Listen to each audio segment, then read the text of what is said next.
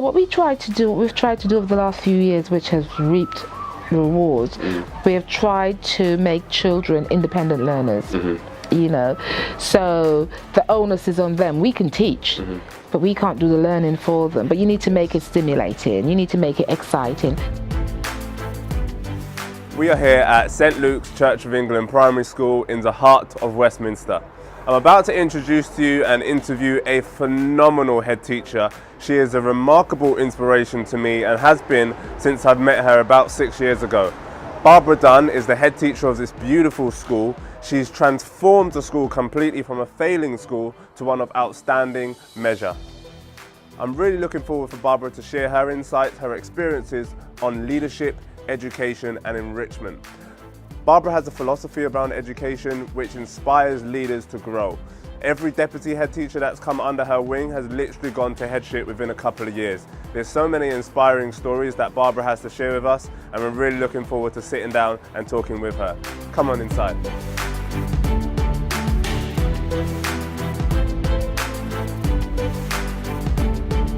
I've known you for about 9 years by that time. One of the things that I'm still not clear on though is how you got into your journey of headship. Okay, I was a nurse. Wow. Did you not know that? You learn something new every day. I was a nurse for 14 years, and then I used to work nights. I met 2 children, used to work nights, and because I was working nights 2 nights a week, I was always available to help in the school.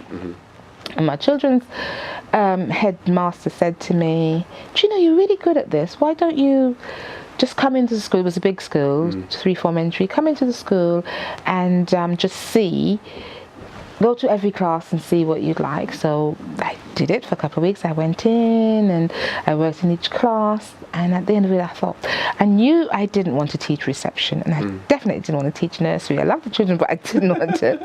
But I really enjoyed teaching. So then I said, do you know, do I sort of, to be truthful, it was a toss-up between nursing and teaching when I left school, but most of my family were nurses, so I ended up going that way. So then I thought, you know what, I'm going to retrain. So I did a B.Ed, and I went to a school in Barnet as my placement, and I loved it. So my last placement, I loved the school, and I thought, oh, I'd love to work here. But nobody ever left. It was such a nice school, nobody ever left. And then in the May or something, of my qualifying year, the head rang me and she said, somebody's gone on maternity leave. Would I like to do the maternity leave cover? I was like, okay, yeah. You know, I knew it was only maternity leave. And then the teacher decided not to come back. So I got the job, and I was teaching year 6 as an, NQT, teaching year 6. And I stayed there for 8.5 years. And I was the ICT coordinator. But then a friend said to me that there was a school in Brent that was in trouble. They were in special measures, and they needed an ICT coordinator because the HMIs were coming back, and it was really bad. So I just thought, well, it was nearer to home because I was living down there. Nearer to home. Where I was getting paid out of London wages, so my wages would go up. And I went to the school, and I got the job as a coordinator. That was in 2001 January. And by Easter, I was the phase leader, the Key Stage 2 phase leader. That's the April, and then the October the job came up, and there was quite a few of us, 3 of us from the school went for it, the deputy's job, and I got it. And then in the September, the head was asked, so that's January to September, the head was asked to go to another school in Brent to support them because they were in special measures. So I was acting head straight away. That was supposed to be for a term, that turned into 2 terms.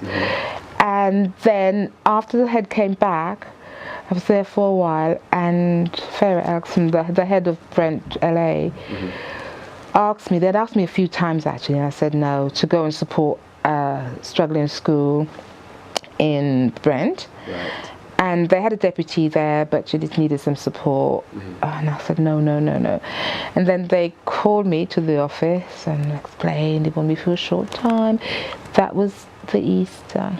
And I thought, okay, I'll go for a bit, for a term. Then it turned into 2 terms, and then the deputy left. And then I thought, well, I've done the work, so I might as well apply for the deputy's job. Great. And that time you needed to do the NPQH. So as part of my professional development, I did the NPQH. I never wanted to be a head ever. I really enjoyed the classroom, never wanted to be a head. But I thought, if you don't have the tools, you can't do the job if it comes up. So I went for it, I did that. And my head said, you're not going to leave. I said, no, I'll give you another year. And 2 weeks after, 2 weeks after I said that, I applied for another job in the borough here in Westminster. And well, 2 jobs, this one and another one, Christchurch Benting. And I went to look at the other Benting, okay. Edgware Road, Marylebone. I went to look at the job, and there was the deputy was there. And she was so nice. She was so nice. We got on really well. And I thought, we're going for this job. But then it was really weird because the interview for that job was before this one. But after a while, for some reason, this interview came up first. So I looked at the school. I came to look at the school, and I said to Miriam, my head, I'll only be, about half an hour, because this was in Harlesden I was working, so it was just down the road. And I came in, and it was the most awful school. Where you went into the office, that was the deputy and the assistant head's office, not the whole office, just by the desk and the bits. It was like a cupboard, and there was it was like a cupboard, and the school was dark and it had holes and watermarks everywhere. This room was the main office with that window there with the pull down blind, and it had 3 desks in here. And it had the admin, the finance, and that was a door going to the next room, Adrian's room, which was my office. So we had that door connecting door here, and I thought, you know what? The other school was beautiful. I thought, nah. And I just started talking to some children, and they were, how do I describe these children? Not the best children. They were all over the place. The parents were awful. And I thought, no, but something was pulling me here. So I decided to come for the interview, got the job. I said to them, well, I have another interview tomorrow. This interview was the day before the next one. But as I went home and thought about it, I really felt that the makeup of the school also was because it was 95% Afro-Caribbean, and the children weren't well behaved, and I thought, you know what, something I felt a need to be here. And the first issue was the parents, and I think my rise to headship was quite rapid, but it was always I think the difficult schools helped, because I'd always going in and troubleshooting. So I think that's what I'm drawn to. Challenging circumstances. You can really have your hand in. Tangible. You could do something. You could see you could see what you're doing. You get a real sense of reward from that. You mentioned that the school that you went to initially was really nice. Had a really nice vibe. No, my first school. The first one, Oh, it was just lovely. It was in Hendon. It was mainly Jewish community, and it was lovely. The children wanted to learn, and it was just nice. How did that have an impact about how you've gone about creating the culture and ethos in this school? I don't think it had an impact at all, because a different cohort was differently. Up there you had parents who had au pairs, and the children homework always got done and everything like that. When I came here, I knew that you can't have children fighting, you can't have parents fighting in the playground, you can't have them swearing at their children and everything. And it took a good few years but the first thing I had to do was to get parents on side, and for them to, I said the head before me, I say that they wrote to everybody maybe except God, and being a church school, they might have written to God as well about her, and really wore her down, you know. I mean, my first day, a parent came to me, she said, yes, I'm one of those parents who got rid of the other head. Yikes. So you better watch out. So I went, oh, well, I don't fasten your seatbelt. Yeah, so I said, well, I don't know anything about that, but, you know, let's have a fresh start sort of thing. In the end, she left. She took her child away, but yeah, it was tough. It was tough for a good few years. The year after I came here, we had Ofsted, and we went into, when I came to the school, it had the good thing, but it wasn't. It was really a special medical school. It just didn't have the title. But when, after a year here, and they came, we got notice to improve because they were green shoots. They could see how I've had 2 turnovers of staff. The staff weren't interested in the children, and, you know, yeah, so what was that process like in terms of transitioning, and how did you go about really getting the parents on board? Because I'm sure that's something that a lot of head teachers face, and it can be really, really challenging. But when you look at I talk to parents about their children. I talk to parents one-to-one, and I said, this is what your children are doing. I mean, one parent said to me, oh, my daughter's I've put my daughter down for Henrietta Barnett. And I thought, really? And she said, yes. I said, you do know Henrietta Barnett? Oh, yes, Henrietta Barnett is a school in Middlesex that's sort of high flying. Okay. And I thought, but she's not going to get in there. She's a level 3. You need to be at least level 6 to get in, because we used to only get a couple of children from the school I used to be in Barnet into that school anyway. Sure. So she said that, well, she's really good. And I said, well, how do you know? Well, the teachers said. And I said, well, good in what? You know, she said, oh, it's just really good. And I said to her, well, you know, is it maths, is it English, is it everything? What's her result? And they couldn't tell me. So first of all, I had to put so many things in place, like parents' evenings, and they wouldn't come. So I started taking percentages of people who would come, and the teachers and the TAs would have to call them, and if they didn't come, we'd arrange. I mean, the first couple of years, we had 36% turnout to parents' evening. Now it's 96, 100%. You know, so yeah, complete, because people are interested in their children now. Yeah. You know, I had to do that first, and I worked on the environment, parents and the environment, because you know it wasn't a nice place to be. It was dark, really. Not the lights. We had lights, but it was dark. It was a dark place. It was depressive. Yeah. So yeah, we worked with LDBS, and every year we saved money, and every year we did a bit more to the school. We did, and slowly transformed the school. And as parents saw transformation taking place, then we had to work on the behaviour. Sure. Okay. And so it sounds like you worked on building the relationships with the parents, and then you built the environment that fostered those relationships and made them stronger. Absolutely. Yeah. And before we did it with the behaviour, because we needed parents on side to deal with the behaviour, and we got people in to work with the whole staff, not just the teachers but the governors, and they did parents workshop and different classes, and you know it wasn't, they didn't work on the whole school they had TAs, they had a TA session, they had teachers, they had leadership sessions. What would you like, you know, and then what we needed was consistency and everybody singing from the same hymn tune. And once we had that, the behaviour started to improve, and then it was a slow process. Then we had to change the curriculum. So we had to do things bit by bit. You cannot just go in and just change everything at the same time, you know, so it just didn't work. It's that sort of chunking process of mental progress. Yeah, and unfortunately schools like these, how it was, it was difficult because they wouldn't get the what I call good stuff. The people who wanted to work, and we had lots of agencies, and lots of NQTs, and they'd come in, but basically I would say a lot of the staff didn't really like children, you know, so we had to have people who were committed. It's not an easy job. It isn't an easy. It's not a job that you get in the morning and say, oh, it's 9 to 5, and no, it's not. Yeah. You take the children home with you sometimes in your head, and yeah.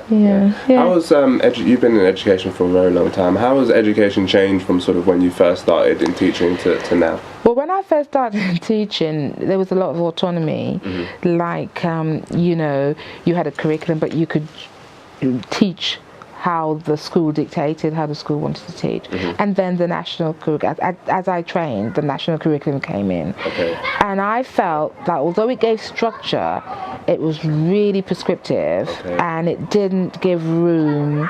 I think the skilled people, because people were working to a structure, and they were afraid to come out of it because you're judged. You're judged on what the children do, so you had to follow the prescription. And if you veered away, it would take a very brave person to veer away, because you could. Nobody said you couldn't. But if you didn't make it, if you didn't do really well, then you were in trouble. So I felt teachers were afraid to step over, and I felt they didn't look at the children, and the curriculum became boring.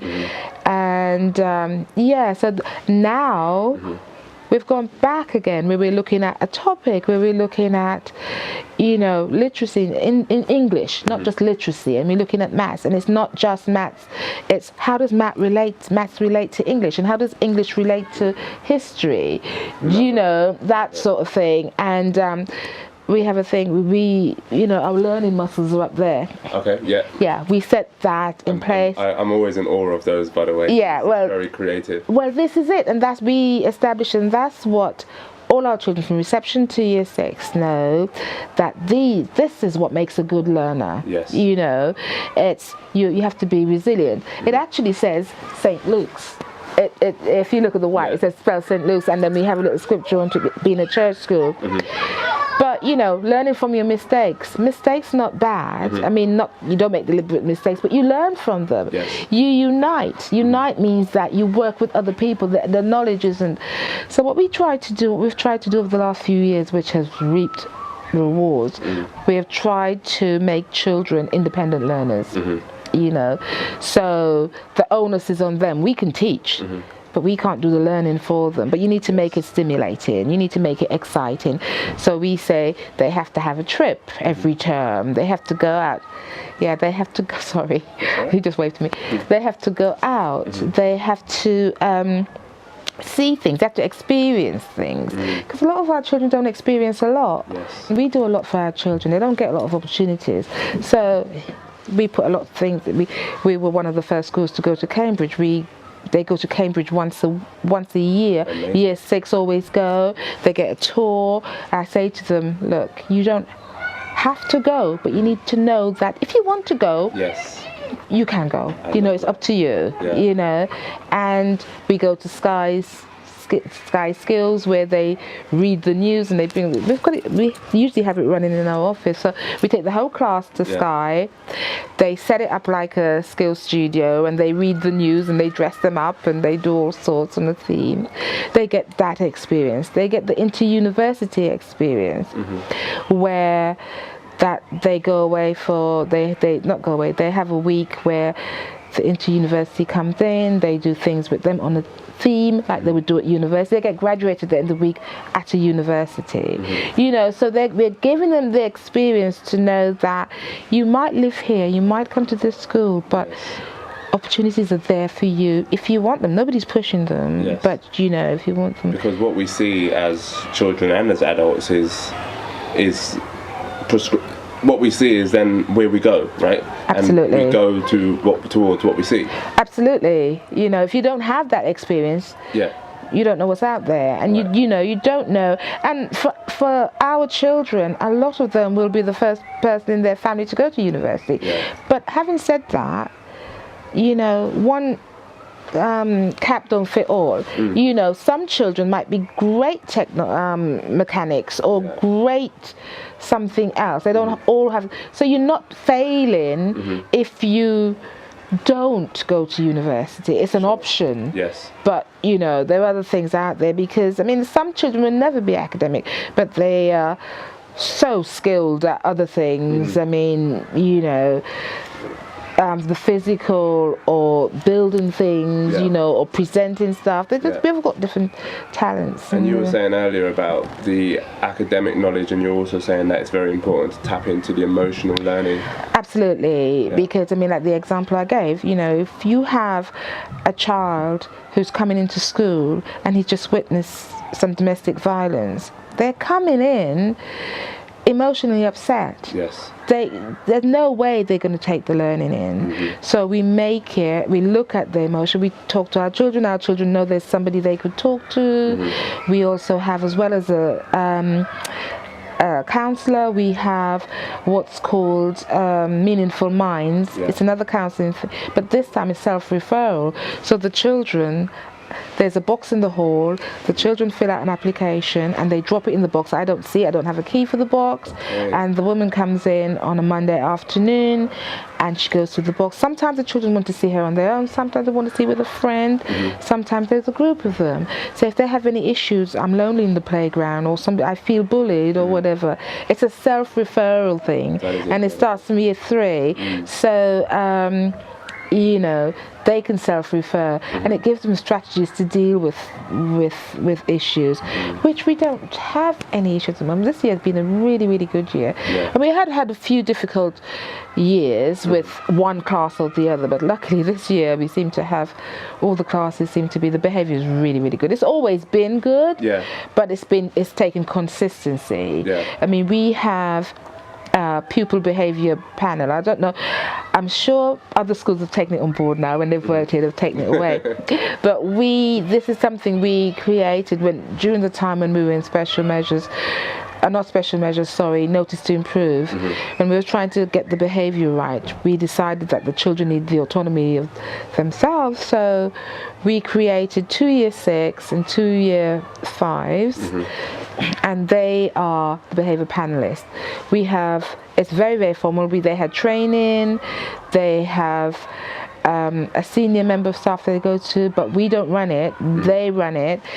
The teacher would, if they have a child has maybe 3 detentions, the teacher then will write out a slip for the behaviour panel, go to the office, it goes to the inclusion manager, and the children are called. The children see the teachers and the child, and they might say, Mr. Jazz, why have you referred Mr. So-and-so to this child to the behaviour panel? And the teacher will say, well, they're doing this, and they say to the child, well, what's your take on it? Why do you think you referred here? The child might say something different, or they might say Mrs. Right, and then it comes down to what we think we can do about it. Because the thing is, the children see something different. The teacher is able to explain, when I say to you not to talk or not to shout, it's because of this.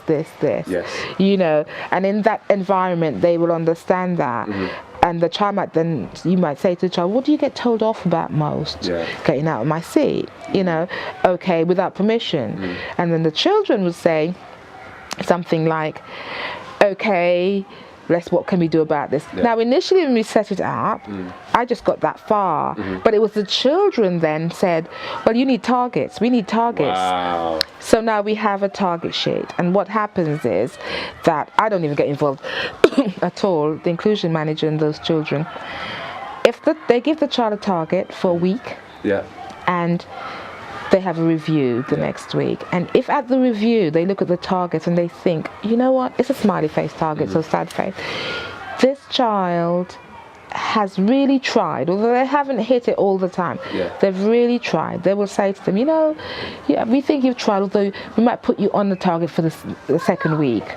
But if they think the child hasn't really tried and is still all sad faces or whatever, and the teacher would say why they've put a sad face, then it gets referred to me. But it gets referred to me formally. There's a form, it's written out, and it's referred to me what they've done. And if it gets to me, I then write to the parents, telling the parents they've been to the behaviour panel, they've been on a target, this hasn't worked, I now need to see the parent with the child and the teacher. So usually it doesn't get, I've only ever written 2 letters to parents.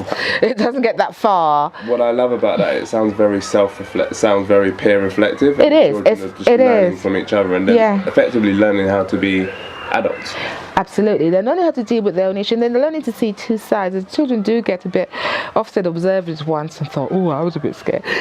You know, the thing is, when every summer, 2 year 4 join to observe. Okay. So when the 2 year 6s go, we end up with 2 year 5 and 2 year 6s again. Yeah. So that's something that we created and was unique to us, and that helped the behavior. I mean, we have head boy and head girl, and the children are very respective of who, you know, we have PE monitors, so, and the PE teacher monitors them and monitors that, but they know that who's allowed to go in the cupboard, who's allowed to do that. Yeah.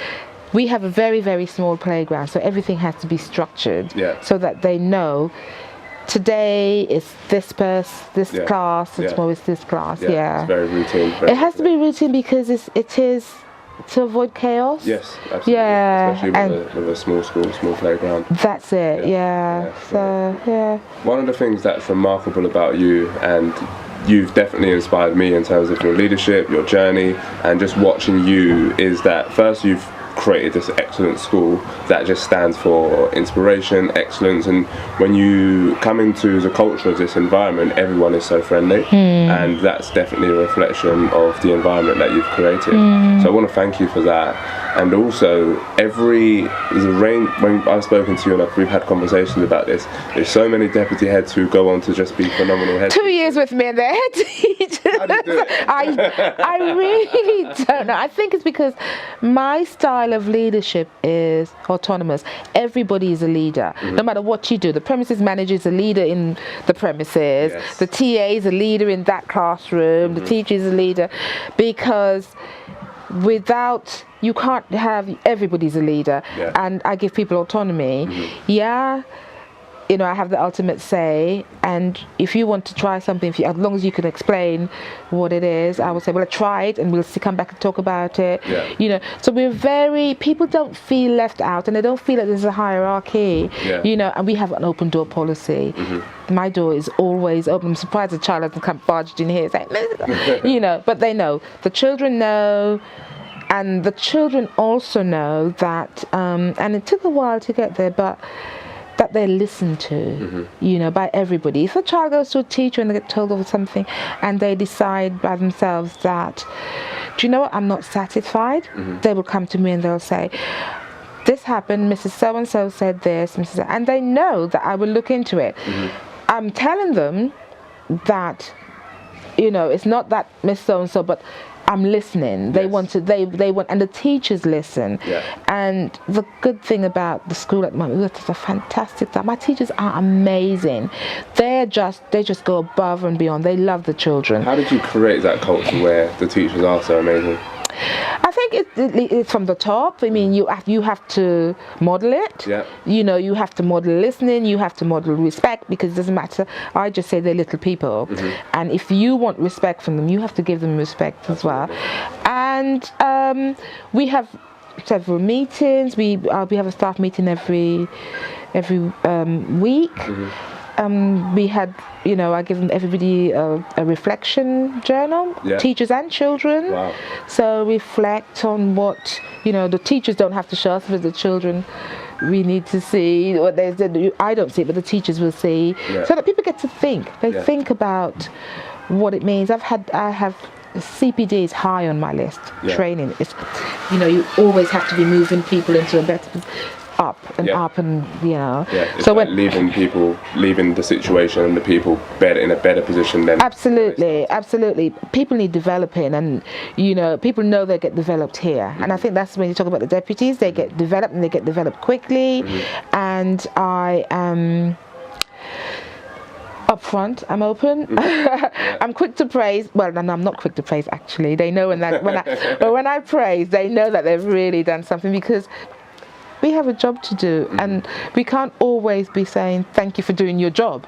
I thank you for doing something great, you know, and you've really done this, and thanks. But you know, you can't just say thank you every family. It doesn't mean anything. So it's just like the rewards we did to the children. I mean, we have things like writer of the week and Matt's investigator of the week and things like that, you know. So children, like, mean something. It's not willy-nilly. They know when they get something, it means something.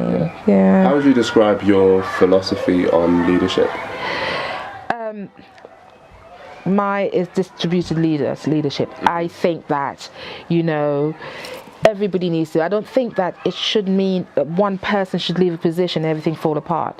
I think it needs to be a corporate thing where everybody plays a part. And I say to the children, if Mr. Morgan doesn't clean the school, it falls apart. It's like a foundation. If one bit is missing, it topples over. So yeah, it's distributed leadership, but it's also giving people autonomy. It's trusting people, and it's respecting people.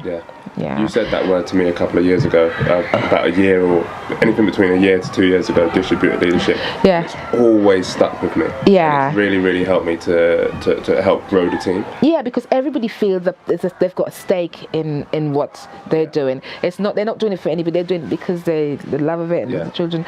And so I think that, What's been your proudest moment as a head teacher so far? My proudest moment is me going part-time and it's seamless. Wow. The parents understand, the teachers, it doesn't matter if I'm here or not, the school's still run at a high standard. I love the way that even agencies in the school give up their time. Every agency, every teacher, every TA does an after-school club. They volunteer that. Fantastic. It means that we don't have to charge the children because the children can't. The only club they pay for is cooking, and that's just for the little ingredients that's heavily subsidized. I really feel that the parents can't afford it, and they would miss out. So teachers just give their time up, and that's why I refuse to have. I think the parents need to give the teachers respect. I refuse to have parents speaking to teachers in any way, and I regularly tell them that they volunteer so that you don't have to have that burden of and the children have that opportunity. And the children have the absolutely. They have music, they have PE, as they have also. They have art, they have higher ability maths, higher ability club on the front of the absolutely. They just have so many, and it changes all the time. And these are staff who are giving up their time. Absolutely brilliant. So Great. And what's been your biggest challenge, and how did you overcome it? Biggest challenge is budget and recruitment. Budget I haven't overcome. That's a big one. And I mean, it's difficult because the government would tell you they're putting more money in, but it's recycled money. It's not new money. So you're just taking it from here to give to there, and it looks as though you're putting in all this in, but that you just suddenly notice, hang on, I used to get money for this and I don't get. The budget is ongoing, and we just have to deal with that. There are three challenges actually: is the budget and recruitment.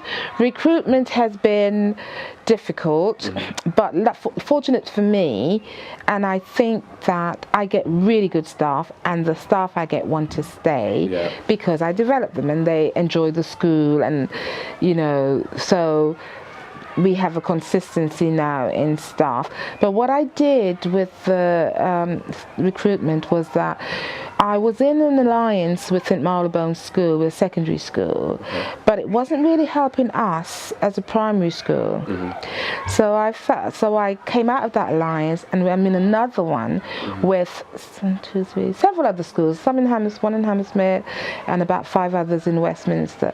So what that means is that they have a coordinator, and people apply through them, like they teach first through them, and they're trained on the job, so that if we need people, we've got our own supply. But I haven't needed anybody at the moment because my staff is pretty stable. There were 3 things I said, wasn't there? I can't remember the third at the moment. So I said it was recruitment, budget. There was a third. I can't remember. It's going to come back to me. But it's. The challenges are juggling.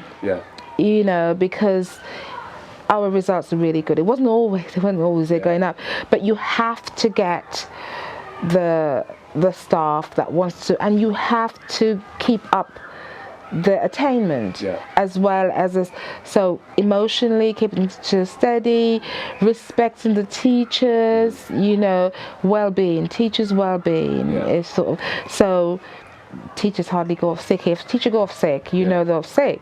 Now we have, what I do is any teacher who hasn't been off sick and a half a term get a half a day, and all I say is work it between you. The school can't suffer, so you know, just work it out between you. Distributed leadership, right? Distributed leadership, you see. So then people just feel that they enjoy working here, I think. And you've definitely created that scope and that environment where people, you can tell as soon as you walk through the front door, you know, it's...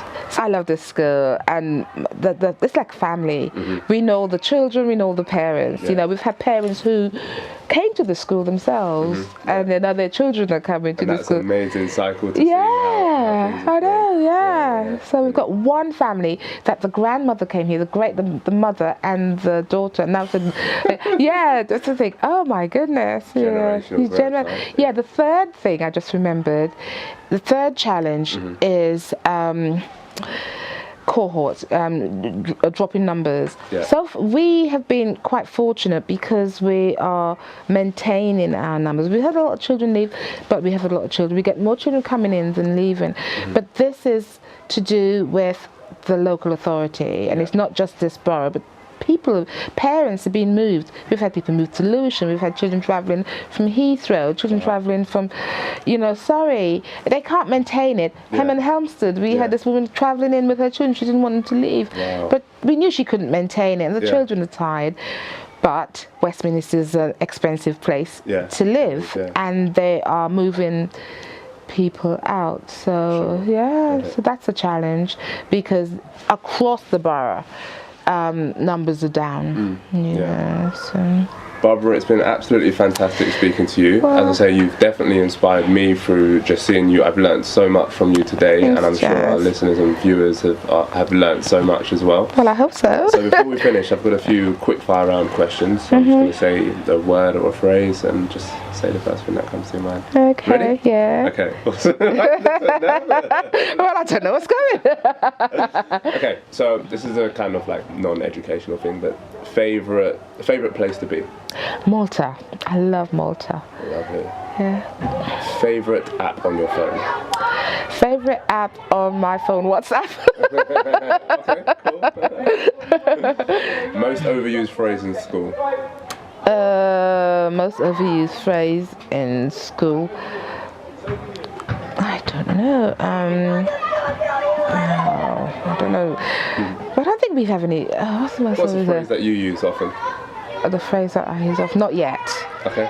And the reason why I say not yet, because we say to the children, you don't know it yet. Yes, lovely. You know, growth they say, I don't know it. And I say, not yet. Fantastic. And the staff say, not yet. So that's the most used, not yet. Favorite pastime? Zumba. Okay. Wow. Yeah, I love cool. Zumba. yeah. It's the dance and the music I love. I can't do much either. Yeah. Lovely. We try. Pardon? No, I said we try. Yeah, we try. Yeah. Favorite, most inspiring person to you? The most inspiring person to me, actually, is my mom. My mom, because she just knew that for my brother and I, she wanted us to be who we wanted to be, and just gave us opportunities. Fabulous. And if you were to become the Minister of Education and you only had 3 priorities that you can implement, what would be the 3 top things that you would do to transform education? I would scrap Ofsted. I do think people need to be monitored. I do think people need to be supported, but I don't think we need a police. I think I would ensure that teachers were trusted to do the job. That's one. I would put more money into education. I would put more money into education in general, but also the third thing I would do, I would really look after the children that require special needs. I'd be putting the resources in to support those children. Marvelous. That's what I and would if do. you have any parting words of advice for any aspiring head teacher, what would be the top bit of advice that you can give to? Do one thing at a time. Don't overload yourself, because you can get wrapped up. I mean, I was there. You know, you're trying to do everything and you're not looking after yourself. You know, self-care is important. You're working from, you know, you're in here at 6:30 and you're home at 9. I mean, for a year trying to get that's fine, but you know, really, if you have to say, like, you after a few years, then you haven't improved, you haven't so self-care is important. I think look after yourself and take, you know, be strategic and take one thing at a time. Well, that's it. Thank you so much. My pleasure. Absolutely I'd do it for you.